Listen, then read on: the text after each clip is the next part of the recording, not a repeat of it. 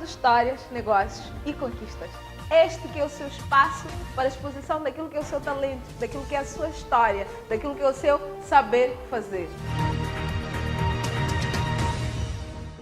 Agora vamos passar para o FEMA, onde fomos buscar uma senhora que mostrou que, olha, ela é capaz, arregaçou as mangas e foi atrás. Abriu um restaurante e hoje faz comida típica no FEMA. Falo-vos da dona Graciate Macuacua. Acompanhe na primeira pessoa.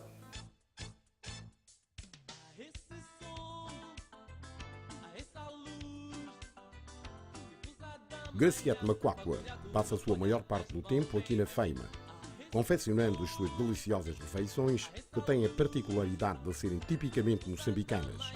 Com muita persistência e determinação, consegue satisfazer os tantos expositores, artesãos e clientes que aqui frequentam.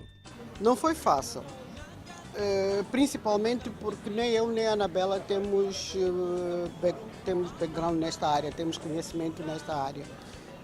A Anabela é médica veterinária, eu sou professora de profissão, então tivemos realmente que começar lá de baixo. Como é que começamos? Vendo aquilo que sobrava, entre aspas, em casa. Portanto, ela pegou algumas panelas que tinha, eu peguei algumas coisas tivemos que comprar, naturalmente, louça, pratos, isso tivemos que comprar. Mas fomos pegando aquilo que tínhamos em casa e juntamos. Foi por isso que começamos pelo takeaway. E com o dinheiro de takeaway, abrir o restaurante. E não só. O takeaway permitiu dar-nos alguma visibilidade e a partir daí abrirmos o restaurante. Quando começamos estávamos na CUP e depois surgiu a oportunidade de virmos para aqui, concorremos e ganhamos o concurso para ocupar, eram 2 módulos do restaurante, então ganhamos o concurso para ocupar um dos módulos do restaurante e foi assim que viemos para aqui. Não foi fácil. Como eu disse, não era usual ter comida nacional no restaurante. Então algumas pessoas vinham e olhavam para o nosso menu, nhangana, eu não vou pagar uma nhangana, eu não pago uma nhangana, se eu como em casa, a minha mãe faz. Mas com o tempo essa atitude mudou. Então vinha gente de Nampula ou epa, aqui tem chicoa, venha comer chicoa, aqui tem todo o prato de coisa da Zambésia, venha comer e não sei o que. E foi aí que fomos crescendo. Este ano completamos 10 anos. Tivemos que tomar uma decisão.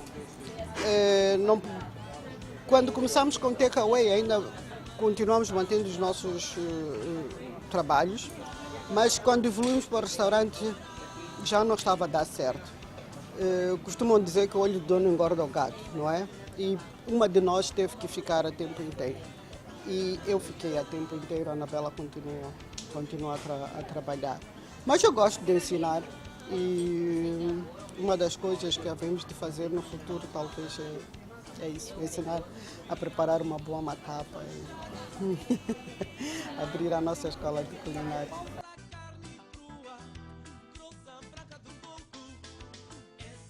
Saber ser e saber estar é crucial neste tipo de negócio. A procura é cada vez mais crescente, visto que o menu é cuidadosa e sabiamente preparado para marcar todos os que se fazem a este restaurante, que tem a graça de estar rodeado de arte e beleza, que oferecem outro ar aos olhos de quem vai saboreando cada prato típico da casa. Começamos pelo takeaway e depois fomos evoluindo e acabamos abrindo o restaurante. Naturalmente que nós já fazíamos algumas comidas em casa e as pessoas gostavam e dissemos por que não.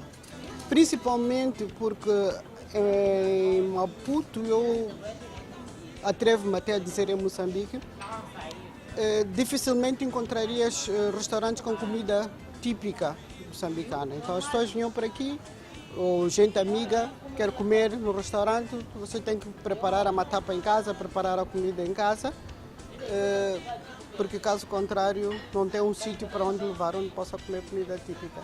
E eu acho que um pouco de atrevimento não faz mal, um pouco de ousadia, porque é um provérbio, sei lá, antigo, eu vou dizer, quem não arrisca não pedis, mas é preciso arriscar. Eu lembro-me que quando eu deixei de trabalhar e vim para aqui a tempo inteiro, a maior parte das pessoas disse que eu não estava boa de cabeça, que aquilo não fazia sentido. Como é que eu estava a trocar uma coisa segura por algo que eu nem tinha certeza? Mas eu disse, bom, eu acredito no trabalho que eu estou a fazer. E eu acho que Graciana tem pernas para andar e tem pernas para fazer sucesso neste país, fazer diferença. Para um jovem que começou como balconista da Primavera em tempos, para hoje conseguir abrir a sua própria empresa de catering, serviços de catering, por assim dizer, falamos de Evaristo Lias, este jovem batalhador. Hoje tem alguns trabalhadores e consegue gerir o seu próprio negócio. Acompanhe e inspire-se.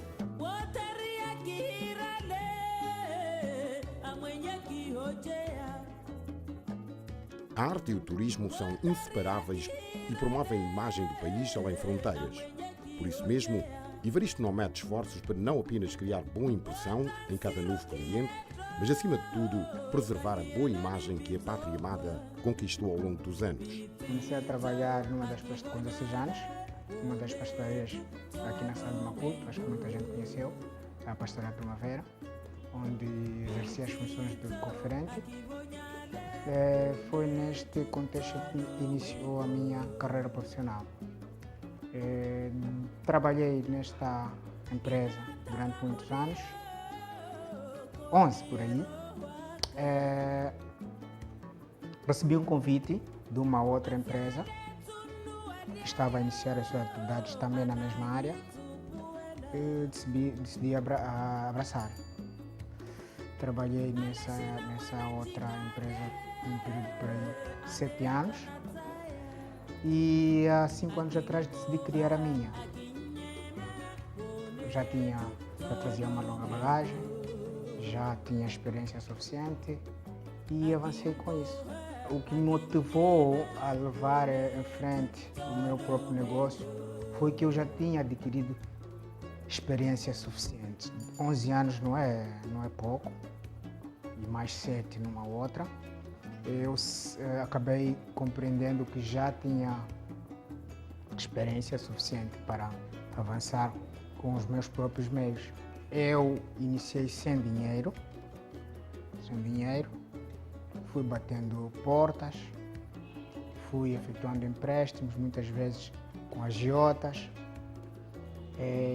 Alguns amigos meus que acreditavam também que era possível a empresa crescer, foram me apoiando até um certo tempo, ou seja, até um certo período. Quando sentamos e notamos que já havia condições para avançar, avançamos. Mas começamos mesmo o negócio sem dinheiro, procuramos a banca, fizemos o projeto, fizemos o plano de negócio, fomos procurar parceiros no mercado, não conseguimos, fomos procurar a banca, também não nos ajudou e pronto, decidimos avançar com meios próprios. Não basta apenas uma boa exposição. Há que combinar boas estratégias de venda que passam por uma boa pesquisa do mercado nacional e internacional, como já referimos no programa passado. Para quem queira se aventurar para o catering, o nosso entrevistado deixa umas dicas. Primeiro, tem a ver com recursos humanos. A maior parte das formações obtidas em Moçambique não são necessariamente enquadradas com aquilo que é a nossa realidade, e isso muitas vezes cria desnível a nível de produção, quer no confeccionamento, quer na digestão de informação. Dizes para um funcionário, tem que ser feito isso, ele vai traduzir a mesma coisa de uma outra maneira. Em primeiro lugar, a mensagem que eu queria deixar para esses pequenos empreendedores é que tenham coragem, é que tenham muita paciência e que se firmem e foquem mais nos objetivos que querem alcançar. E isso tudo só se consegue mesmo com muito sacrifício, muita coragem, muita entrega e muita honestidade. Muita honestidade. Para um jovem que sempre esteve envolvido com a área de entretenimento, vê-se hoje envolvido com catering e serviços.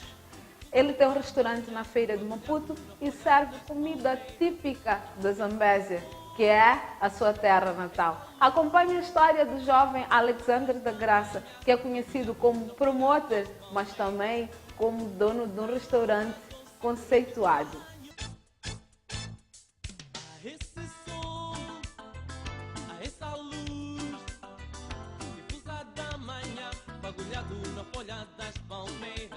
Marlex, o coqueiro, comida zambesiana, fazem parte da veia empreendedora de Alexandre da Graça, que há 10 anos atrás se aventurou no mundo de negócios organizando eventos. Eu e o meu melhor amigo vimos a necessidade na altura de fazer algo diferente. Nós já acolhíamos os nossos irmãos mais velhos, ouvíamos falar muito de matinés dançantes e faltava isso em 2006, finais de 2007, cá em Maputo. Havia muito e era muito perigoso, entre aspas, por causa da distância, que era na barragem. E tinha um tempo limite. Começava às 15, 20 horas, pontualmente já fechava. E era naquele período em que a pessoa estava ainda mais à vontade, queria ainda mais um bocadinho. Só de pensar que tinha que procurar toda esta distância até lá, depois voltar por esse pouco tempo, juntamos e decidimos fazer uma coisa diferente. Por que não uma matiné dançante na cidade ou então arredores menos distante que a barragem? Falamos com alguns amigos que já estavam ligados nessa área e que na altura, por exemplo, tinham um estabelecimento que dava acesso a esse tipo de cenário, né? Então foi então que fizemos, no meio de 2007, as matinés dançantes na Matola. Foram durante 2 anos em cheio e o contrato acabou. Abriram-nos a porta aqui na cidade, né? Também num espaço muito conhecido, e fizemos mais 3 anos. A necessidade das matinés dançantes para outro tipo de entretenimento foram aumentando. Deixamos de fazer só matinés dançantes, como festas noturnas e eventos como espetáculos. Chegamos ao ponto de fazer quintas, sextas, sábados e domingos, em termos de logísticas de festas e eventos, até 2012.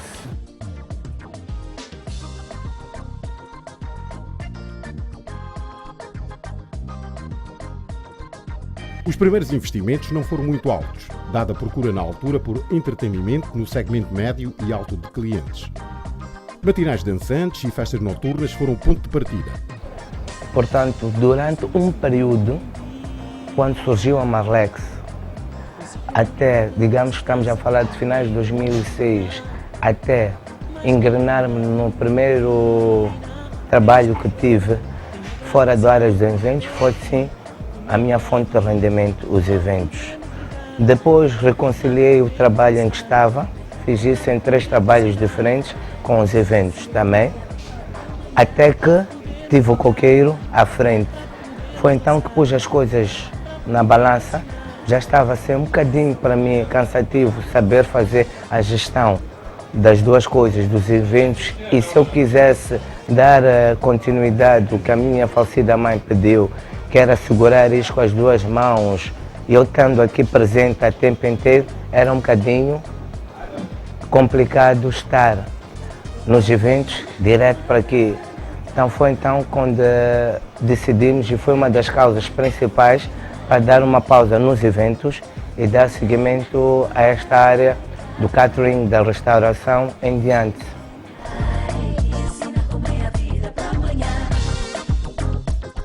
O foco do nosso entrevistado hoje é mais no seu restaurante, onde, unindo a experiência que traz na organização de eventos, traz para esta casa de pastos renomados artistas da praça para agradar os seus fiéis clientes. Foi quando em 2008, outubro, depois de uma reunião e de certos aspectos, a minha mãe entrega-me as chaves e diz: a partir de agora, tu pegas o comboio e mantém a tradição da casa. Foi a única coisa que ela pediu. 21 de outubro deste ano, faço sob minha gerência 10 anos à frente deste restaurante. Tenho um irmão, chefe internacional da cozinha, Carlos Graça. Ele fez o curso em Portugal, depois foi fazer o aperfeiçoamento em Macau, ou então que veio aqui para trabalhar em diversos hotéis de Maputo e não só, Moçambique no geral. Então, com isso quer dizer que o coqueiro e o superchef, neste caso é a empresa dele, muitas vezes se unem para fazerem o que o cliente pede. Isso é, o catering é personalizado, não falo só de eventos, falamos de casamentos, batizados, festas e por aí em diante.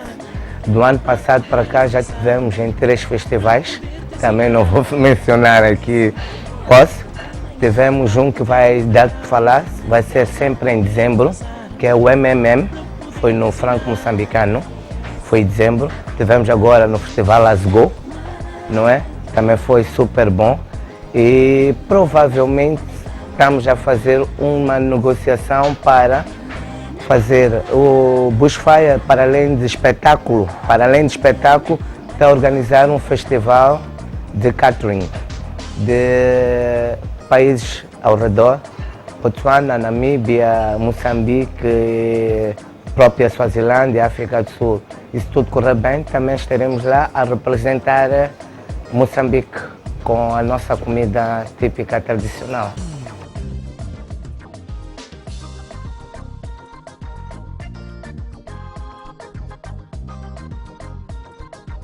A crise económica não parece afetar diretamente ao nosso entrevistado, na medida em que tem como estratégia, em particular na área da restauração, personalizar o serviço e fidelizar cada cliente. Nós somos tipicamente zambianos. 85 a 90% dos pratos são da Zambésia. Os outros 10 ou 15 são variados, internacionais, isto é, para dar um bocadinho de mistura e um pouco mais no menu, né? Relativamente aos clientes.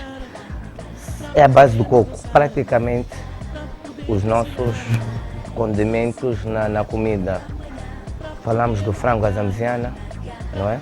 Falamos da mucapata, falamos do feijão nhemba com coco e camarão, falamos do caril de quiabo com coco e camarão.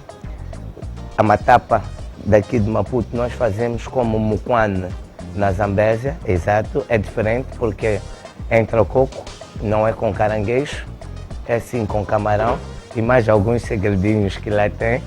Temos o puro caril de camarão com coco, temos o caril de caranguejo com coco, temos um bom caranguejo grelhado, temos um combo de mariscos, entram 4 a 5 mariscos. Eu digo 4 a 5 porque normalmente quando calha, por causa da época, entra o 5º marisco, que é as amêijoas, mas normalmente o combo é o peixe, as lulas, o caranguejo e o camarão, sempre grelhado e com leite de coco. E porque o programa de hoje retratamos catering e eventos, tínhamos que buscar alguém que pode nos inspirar, que pode nos ensinar, uma mãe para todos nós. Quem que não conhece a Folha Verde? Quem que nunca sonhou em ter um evento lá? Quem sabe até casar-se na Folha Verde? Falo-vos da Esperança Mangazi, que começou com um hobby e hoje tem uma empresa de eventos que é conhecida por todos nós. Vamos beber daquilo que é o ensinamento da nossa Esperança Mangazi.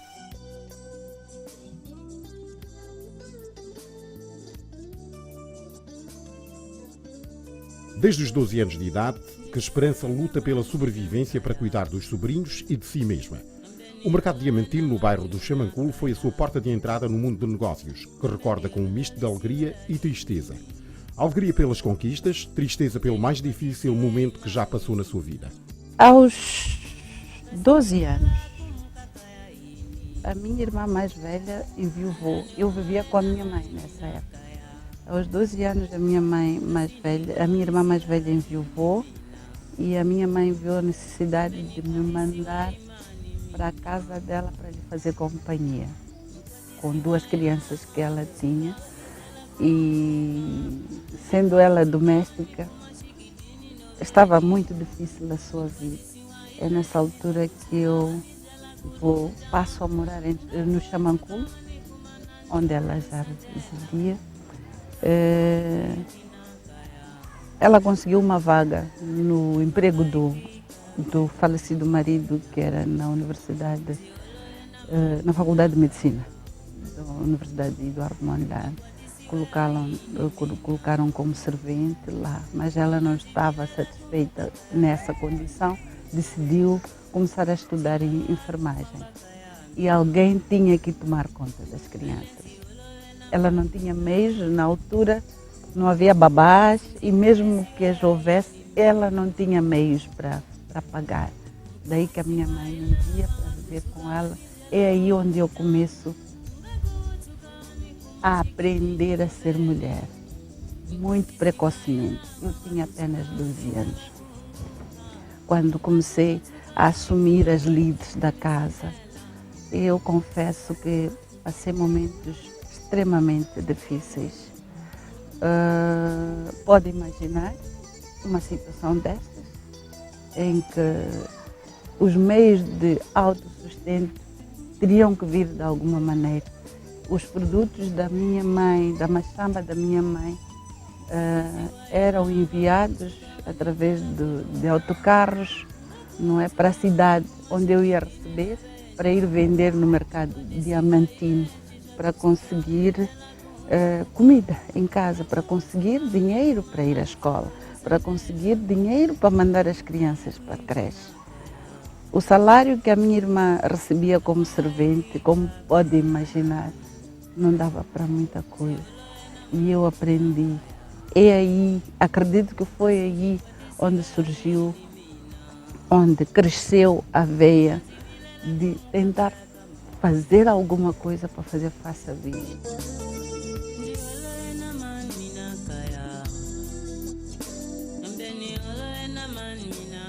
A Folha Verde foi formalmente registada em 2003, operando já desde 1998 de forma informal.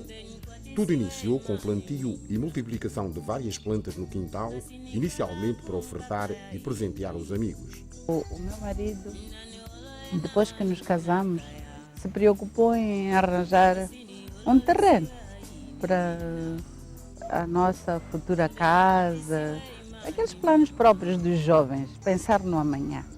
Então, um dia desses me levou para aqui, para me mostrar o terreno. Nessa altura, o meu marido estava em funções de Estado, portanto, ele não tinha tempo para cuidar desses assuntos. Foi quando viemos ver o terreno e calhou na altura em que o meu sogro estava a reformar.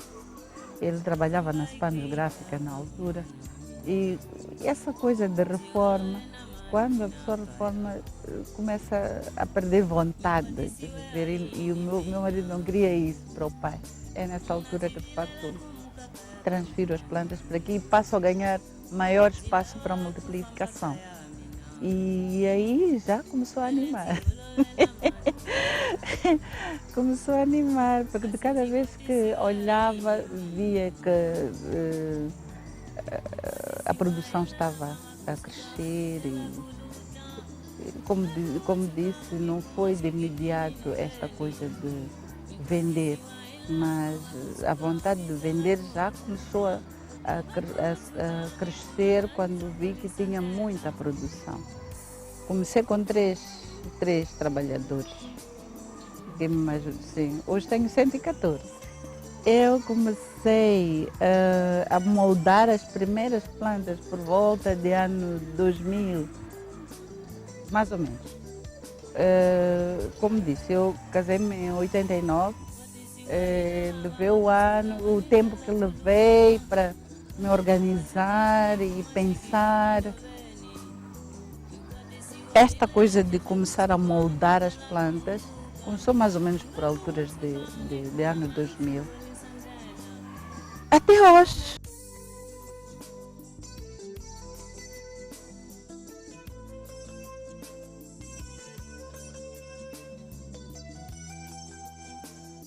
A Facim foi o seu primeiro palco, onde as suas decorações foram aliciando e cativando cada vez mais crescente número de clientes, desde individualidades até as empresas. O primeiro sítio onde eu ornamentei foi na Facim, quando ainda era aqui na Baía. Na Facim eu ia lá decorar os pavilhões. E começaram a surgir solicitações de pessoas individuais, donas de casa, porque queriam semanalmente ter um arranjo, empresas que queriam fornecimento semanal de arranjos de flores frescas, colhidas aqui mesmo. Eu produzia antúrios na altura. E veja que o antúrio é uma flor que dura muito tempo, sobretudo quando ela é arrancada de fresco. Então eu conseguia fazer estas ornamentações e conseguia dinheiro para sustentar, para ajudar a sustentar a família e também a suportar os estudos.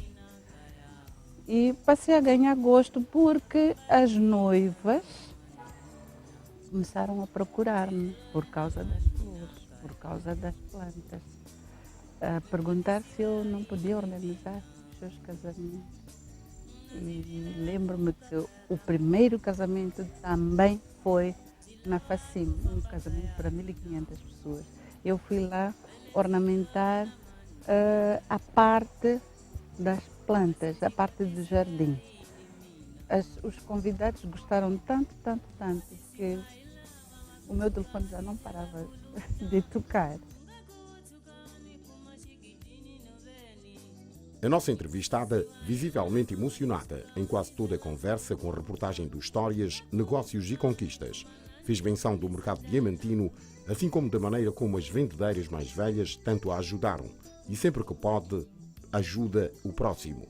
E sinto que é muito importante ajuda o outro, aquele que mais... Como pode depreender, estávamos todos a vender no mercado, significa que todos nós tínhamos necessidades. Mas elas assumiram que eu necessitava mais do que elas. Eu não me vou esquecer nunca dessa fase da minha vida. Hoje estou numa situação estável e sempre que eu posso, sempre que posso ajudar aquele que não tem nada, eu faço. Em retribuição daquilo que aconteceu na minha vida. Cada um dos nossos convidados resume aquilo que conquistou em pouquíssimas palavras. E dessas pouquíssimas palavras, nós fazemos delas dicas de sucesso. Dicas essas que tu, caro telespectador, podes seguir, podes ter um foco através dela, até determinação. Ouça as dicas de sucesso dos nossos convidados. Humildade, batalha, persistência são os segredos para o sucesso. Temos que ser humildes, temos que saber que não precisamos de pisar ninguém para alcançar os nossos objetivos. Precisamos é de trabalhar e ter fé em nós próprios. Antes de mais, temos que confiar em nós próprios, acreditarmos no potencial que dorme dentro de nós. Chegado este momento, resta-me apenas agradecer em meu nome e da minha equipe. Vemo-nos daqui a 8 dias. Até lá, fique bem. Mas entre em contato conosco nas nossas redes sociais, através do Instagram e do Facebook. Dê-nos os vossos conselhos, as vossas dicas, quiçá a sua história de vida. Até lá, fique bem.